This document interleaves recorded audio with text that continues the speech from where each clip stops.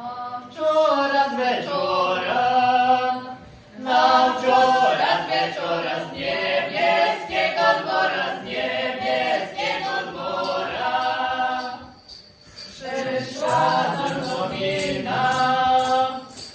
przyszła nam nowina, Pana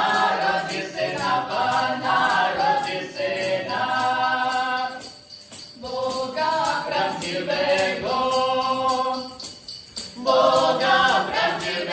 nieogarnionego, za wyrokiem boskim, Betlejem żydowskim, pastorskie jagniątko, byle tym dzieciatko,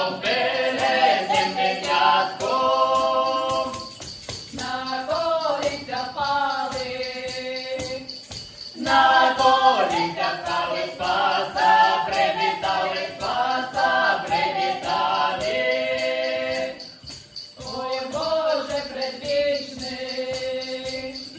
Oj Boże predwieczny, sława Tobie, pyszna sława.